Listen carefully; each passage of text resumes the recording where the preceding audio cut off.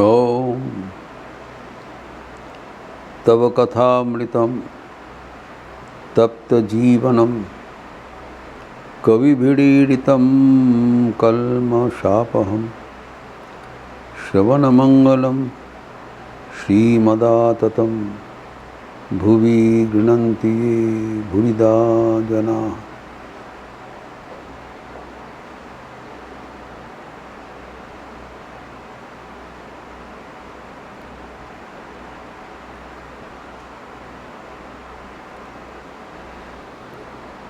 विभिन्न प्रकार का भक्तों का व्याख्यान श्री रामकृष्ण कर रहे थे। एक एक किस्म का भक्त का एक एक भाव रहता है। पहले बताया कोई कुछ किस्म का भक्त है, कुछ प्रकार का है जो बिल्ली का बच्चा जैसा पड़े रहते हैं, माँ की इच्छा पर निर्भरशील। माँ जो करते हैं वो मान लेते हैं, हाँ म्यू म्यू करते रहते हैं। दूसरा किस्म बताया कि जो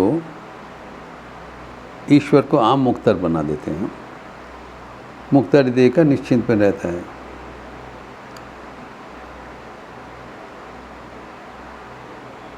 जैसे कि गिरीश घोष का दृष्टांत हम लोग देखे हैं। अभी ठाकुर और एक प्रकार का भक्त का, कई प्रकार का बताया यहाँ पर, और एक प्रकार का भक्त कह रहे हैं कि कोई कोई समझता है ईश्वर अत्यंत दयालु है।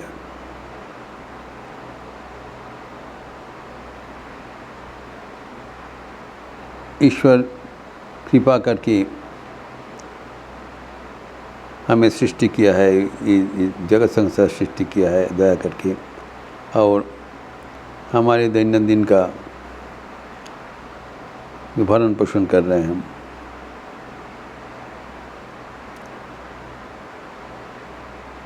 ईसा मसीह के भक्तगण भी प्रार्थना करते हैं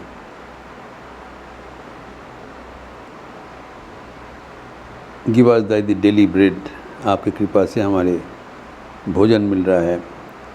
we are thankful to you, धन्यवाद देते हैं भगवान को कि आपकी कृपा से हमें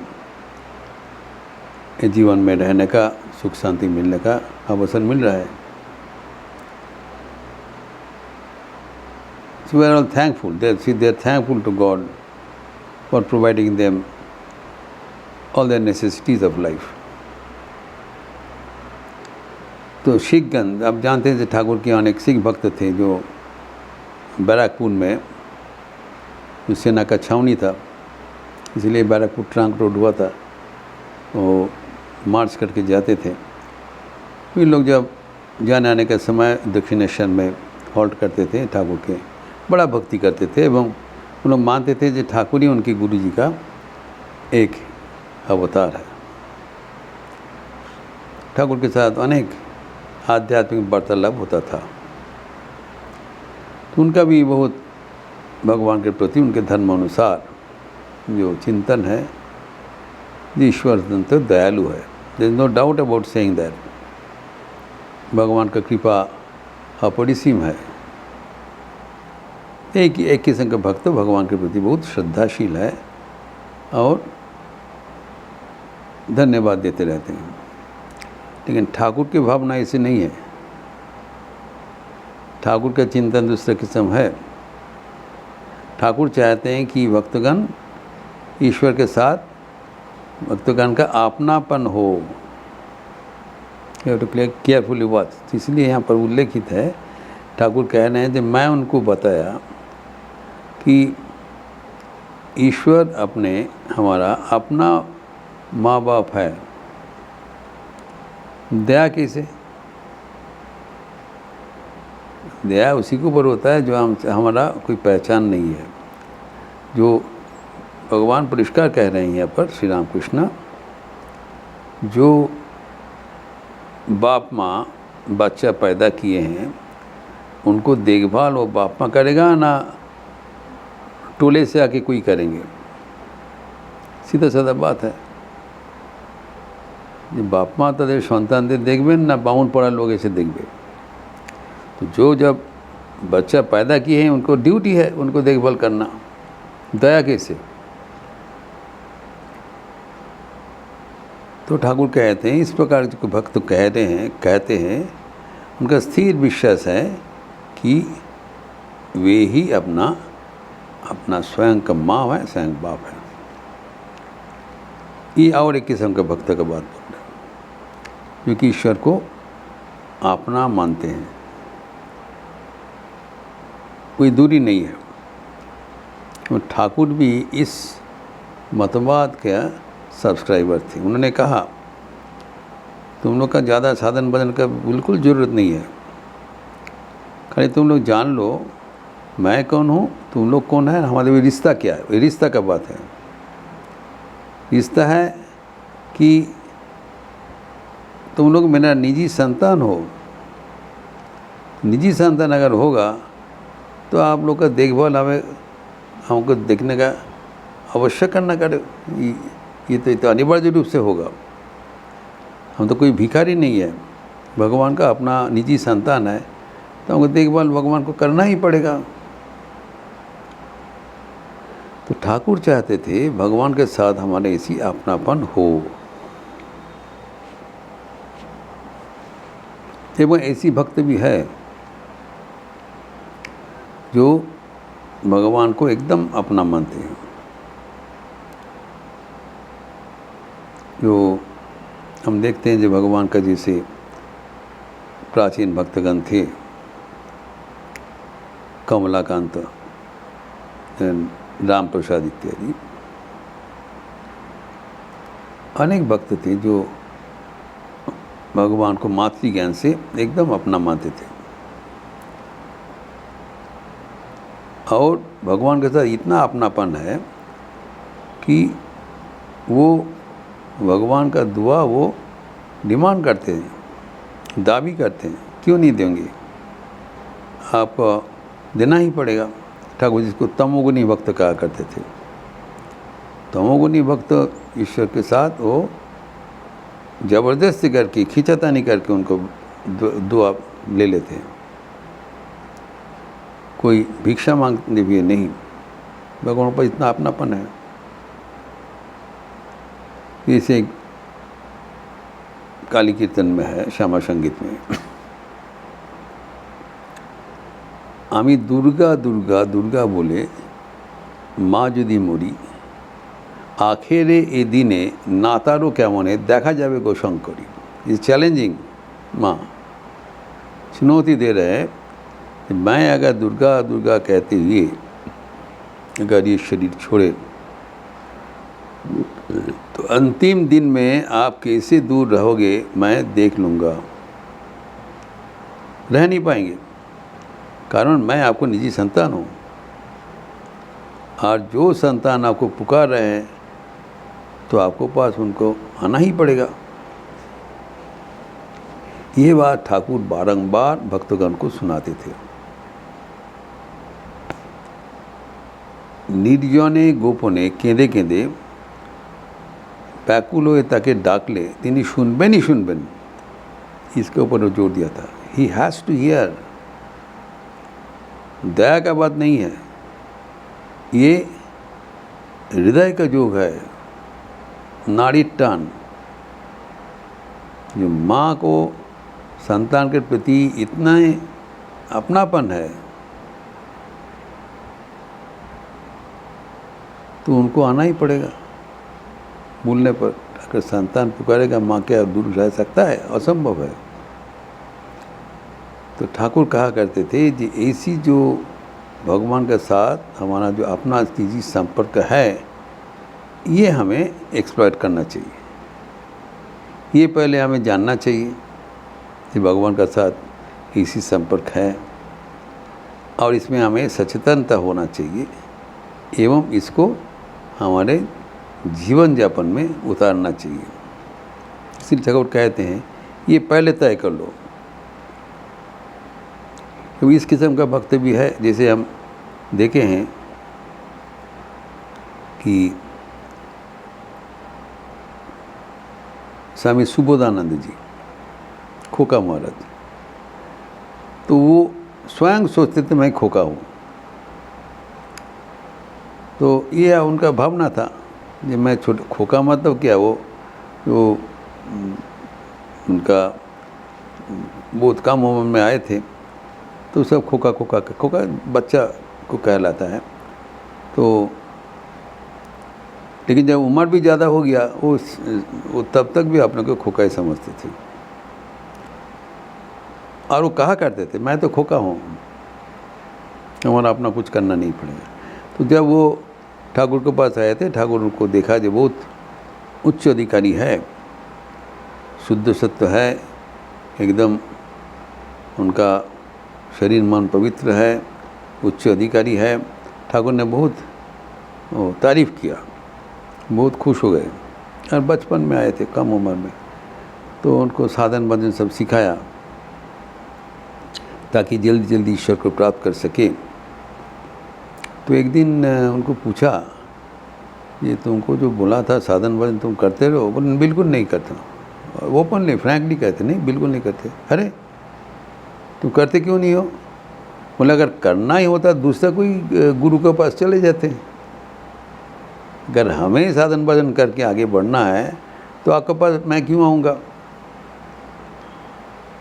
आपको सब कुछ कर देना पड़ेगा, इसी भरोसे से ही ना मैं आपके पास हूँ। ठाकुर बहुत तज्जुब बन के उनको स्वीकार कर लिया। देखिए this is the point. Thakur को एक बार भी नहीं बोले नहीं तुमको साधन भजन कर, मैंने नहीं, मैं नहीं बिल्कुल नहीं करूँगा। अर्थात भगवान के प्रति उनका इतना अपनापन है, डिमांड है, दावी है, आप हमारा इतना अपना हो, आप रहते हम क्यों साधन भजन करें? तो आप क्या करोगे? तो ये जो अद्भुत भक्तों का जो व्यवहार है, ठाकुर उनको अप्रिशिएट कर रहे हैं, तारीफ़ कर रहे हैं, जैसी होना चाहिए।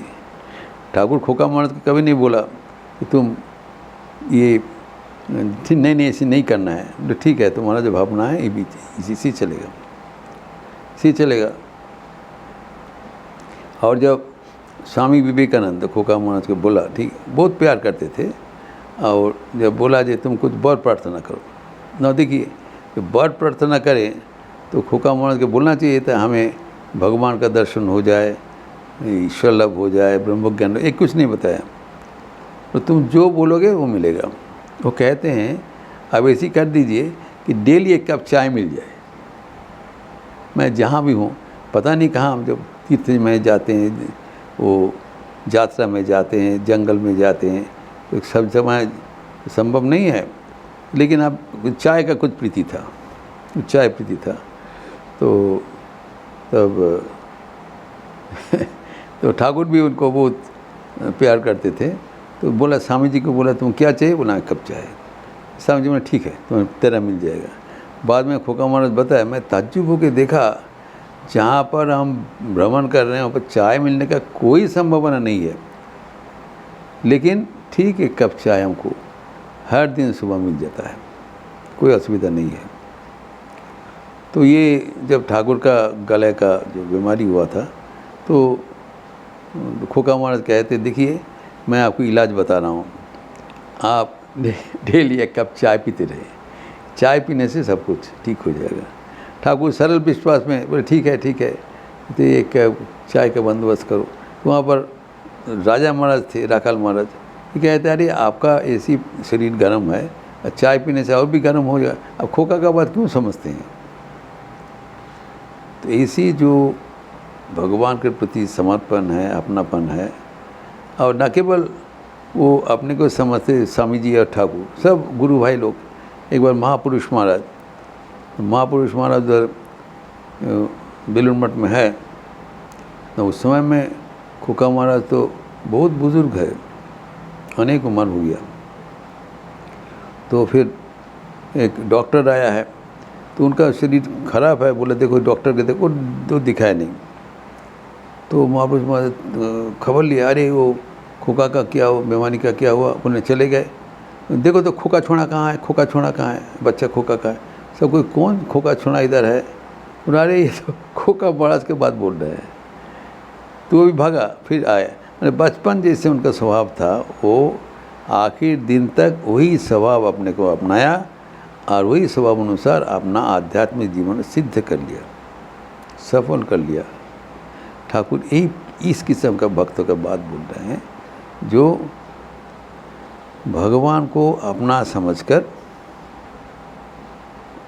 और सारे साधन भजन का जो रहस्य उन्मोचन कर लेते हैं और भगवान भी मजबूर होकर सब कुछ उनको देने के लिए बाध्य हो जाते हैं। इस प्रसंग और भी आगे बढ़ाते हुए हम लोग अगले दिन चर्चा करें। बहुत रोचक प्रसंग है। ओम शांति शांति शांति। हरि ओम तत्सत। श्री राम कृष्णार्पणमस्तु। आज विशेष दिन है। आज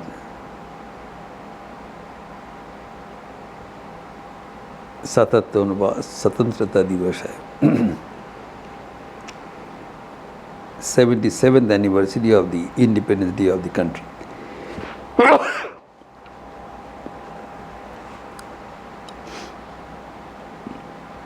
पूरे देश में आज स्वतंत्रता दिवस मनाया जा रहा है। ये परंपरा अनुसार हमारे रामकृष्ण मठ लखनऊ में भी सुबह 8:30 बजे राष्ट्रीय ध्वज उत्तोलन होगा। राष्ट्रीय गान एवं जलपान का बंदोबस्त है 8:30 बजे। मठ में मंदिर की पश्चिम प्रांगण में, और इसके बाद 9 बजे हमारे अस्पताल में राष्ट्रीय ध्वज उत्तोलन, राष्ट्रीय गान एवं मेरा एक भाषण रहेगा एवं उसके बाद स्वल्पाहार। ये सारी चीज़ YouTube चैनल में दिखाया जाएगा। फिर शाम को संध्या के उपरांत एक विशेष संगीत के कार्यक्रम, देशभक्तिमूलक भजन प्रस्तुत करेंगे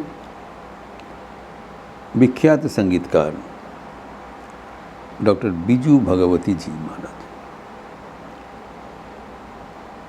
और उसके साथ तबले में संगत करेंगे भातखंडे संगीत संस्थान के शुभम राज जी। ये भी YouTube में दिखाया जाएगा। आप सबका सादर स्वागत है। अच्छे रहिए, स्वस्थ रहिए, आनंद में रहिए। नमस्कार।